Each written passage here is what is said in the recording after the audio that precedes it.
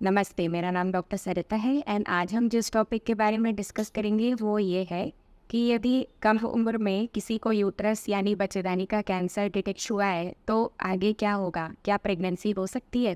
पहले तो हमें ये पता होना चाहिए कि यूट्रस का कैंसर होता क्या है। यूट्रस यानी बच्चेदानी, इसके दो भाग होते हैं। एक तो इसकी लाइनिंग होती है और दूसरी इसके मसल होते हैं जिसको मांसपेशी बोलते हैं।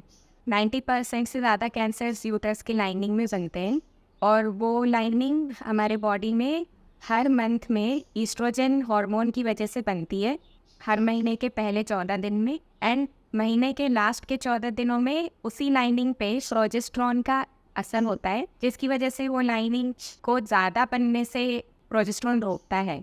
तो बेसिकली देखा जाए तो हर मंथ हमारे बॉडी में जो ईस्ट्रोजन है वो उस लाइनिंग को बढ़ाता है एंड प्रोजेस्टेरॉन उस लाइनिंग को कंट्रोल करता है। अब कोई भी ऐसा रिस्क आए जिसकी वजह से ये लाइनिंग ज़्यादा बनने लगे या फिर बॉडी में ईस्ट्रोजन ज़्यादा हो जाए तो इसमें कैंसर बनने का रिस्क होता है एंड ये वाले कैंसर 90% ज़्यादा केसेस में होते हैं। अब जो दूसरा टाइप मैंने बताया था जो यूट्रस के मसल से बनता है या मांसपेशी से बनता है, वो 5% कैंसर होते हैं। पहला तो वो बहुत कम केसेस में होते हैं एंड वैसे वो हार्मोन की वजह से नहीं बनते, लेकिन अगर वो बन जाते हैं लोगों में तो वो भी हार्मोन की वजह से उनका ग्रोथ बढ़ जाता है। तो अब जो ये पहला वाला टाइप है जिसको हम कार्सिनोमा बोलते हैं, जो लाइनिंग से बन रहा है, ये इसकी होने की औसत उम्र 60 साल है, लेकिन लिटरेचर के हिसाब से 5% केसेस में ये 40 साल से कम उम्र के भी बनते हैं। अब ये जो डेटा है जिसके हिसाब से मैंने बोला कि ये 5% है, वो 20 साल पुराना है। 20 साल में हमारे लाइफस्टाइल में बहुत सारे चेंजेस आ गए हैं। हमारा एनवायरनमेंट, हमारे खुद के डाइट, लाइफस्टाइल में इतनी चेंजेस हुई हैं कि हमारे बॉडी में ईस्ट्रोजन का एक्सपोजर बढ़ गया है। अब इसके बहुत सारे कारण होते हैं, जैसे पहला तो है वो मोटापा।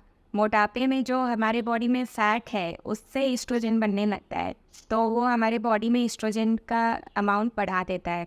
सेकेंड है पीसीओएस। पीसीओएस अब एक बहुत ही कॉमन प्रॉब्लम है एंड पीसीओएस में मेजर इशू ये रहता है कि ओवरी में एग बनते हैं बट वो फूटते नहीं हैं। ये आपको आपके गायनेकोलॉजिस्ट ने बताया है। तो जब ये अंडे बनते हैं, वो बनते तो ईस्ट्रोजन की वजह से है, बट वो ईस्ट्रोजन का असर ज़्यादा दिन तक रह जाता है और सही टाइम पे प्रोजेस्टेरॉन नहीं बन पाता, जिसकी वजह से वो फूटते भी नहीं और इसलिए बॉडी में ईस्ट्रोजन ज़्यादा रहता है और प्रोजेस्टेरॉन कम होता है। तो दो रिस्क फैक्टर्स हो गए, एक तो मोटापा एंड पीसीओएस जो आजकल के जनरेशन में बहुत कॉमन है।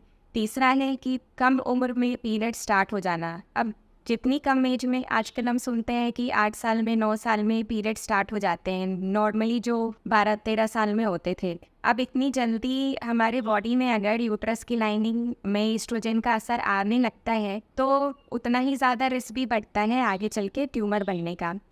और भी कुछ रिस्क फैक्टर्स होते हैं जैसे डायबिटीज़, बीपी, पीरियड्स इरेगुलर होना, थायराइड की प्रॉब्लम्स होना, गॉल स्टोन्स होना। ये सारे ऐसे बीमारियां हैं जिनका एक कॉमन फैक्टर होता है मोटापा या फिर ईस्ट्रोजन ज़्यादा होना। तो ये सब आजकल के रिस्क फैक्टर्स हैं जिसकी वजह से हम कह सकते हैं कि इस जनरेशन में हो सकता है कि बस 5% लोग नहीं हो जिनमें 40 साल से कम उम्र में कैंसर बना हो। इससे ज़्यादा भी लोगों में 40 साल से कम उम्र में ये कैंसर बन सकता है। अब जो मैंने दूसरा टाइप ऑफ कैंसर बोला था जो सार्कोमा है, वो यूजुअली उसके रिस्क फैक्टर्स अलग होते हैं, लेकिन कुछ केसेस में वो सिंड्रोम की वजह से बनता है। तो जब वो सिंड्रोम की वजह से बन सकता है तो वो भी कम एज में बन सकता है, लेकिन उन कैंसर्स में बच्चेदानी नहीं बचाई जा सकती एंड उन केसेस में प्रेगनेंसी की भी कोई संभावना नहीं रहती है। उन केसेस में यूट्रस को रिमूव करना ही ऑप्शन होता है। एक और रिस्क फैक्टर जो बहुत इम्पॉर्टेंट है वो है कि आजकल लोगों को प्रेगनेंसी होने में काफ़ी दिक्कतें आ रही है, जिसको इनफर्टिलिटी बोलते हैं। वो इनफर्टिलिटी का एक कारण पीसीओएस भी होता है, बट उस इनफर्टिलिटी के और भी कारण होते हैं। अब अगर हमारी बॉडी में कभी भी प्रेगनेंसी नहीं हुई है तो यूट्रस जो है उस पर लगातार ईस्ट्रोजन का असर और उतने समय ज़्यादा तक रहता है, क्योंकि प्रेगनेंसी होने से हमारी बॉडी में प्रोजेस्टेरॉन बनता है। तो प्रोजेस्टेरॉन का असर जो होना चाहिए था उस यूट्रस पे वो कभी हुआ नहीं। तो जो कैंसर बनने का रिस्क है वो ऑटोमेटिकली बढ़ जाता है। एक महत्वपूर्ण सवाल है कि अब ऐसा केस आया है या फिर ऐसा केस किसी को डायग्नोज हुआ है, तो अब ऐसे में करना क्या है? तो फर्स्ट ऑफ ऑल आपको इसका ट्रीटमेंट के लिए आपको ऐसे सेंटर पे जाना है जहाँ पे हर तरह के डॉक्टर्स हैं, जिसको मल्टीडिसिप्लिनरी टीम बोलते हैं। उस टीम में गायनी ऑन्कोलॉजिस्ट होते हैं, मेडिकल ऑन्कोलॉजिस्ट होते हैं, रेडियोलॉजिस्ट होते हैं, पैथोलॉजिस्ट होते हैं, इनफर्टिलिटी एक्सपर्ट्स होते हैं। ये सारे लोग एक साथ मिलके पेशेंट का ट्रीटमेंट डिसाइड करते हैं कि क्या इनको वो टाइप ऑफ कैंसर है जिसमें यूट्रस बचाई जा सकती है। ऐसे सिचुएशन में चैलेंज क्या होता है?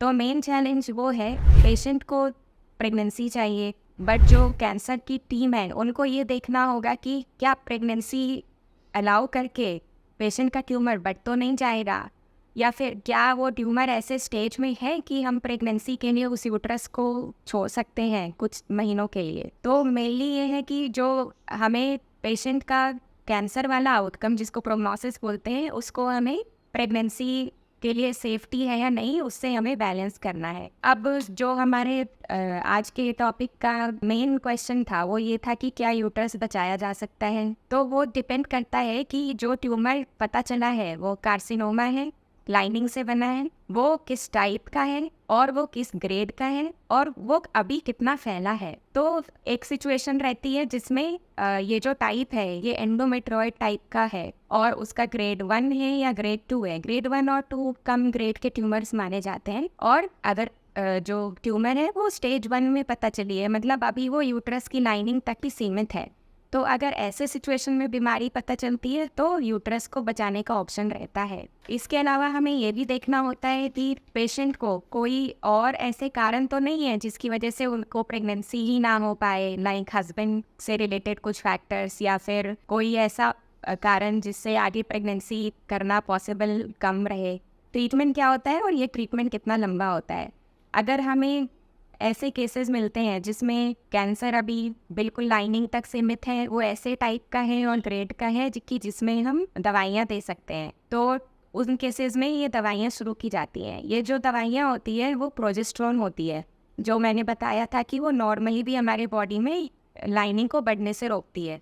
तो जो ये प्रोजेस्टेरोन की दवाइयाँ होती है, इस सिचुएशन में इनका डोज बहुत हाई रहता है और वो दो तरह से दे सकते हैं, या तो वो गोलियाँ होती है या फिर वो मिरेना होता है। मिरेना एक कॉपर टी जैसी डिवाइस है जिसके अंदर प्रोजेस्टेरोन डली होती है, ये भी यूज़ कर सकते हैं या फिर ओरल दवाइयाँ भी यूज़ कर सकते हैं। तीसरा ऑप्शन होता है कि कुछ केसेस में हिस्ट्रोस्कोपी से यानी बच्चेदानी के अंदर दूरबीन से जांच करके वो जितना हिस्सा है जिसमें लगता है कि ट्यूमर बन रहा है उतने हिस्से को निकाल के उसके बाद उसमें मिरेना डालते हैं या फिर ये गोलियाँ देते हैं।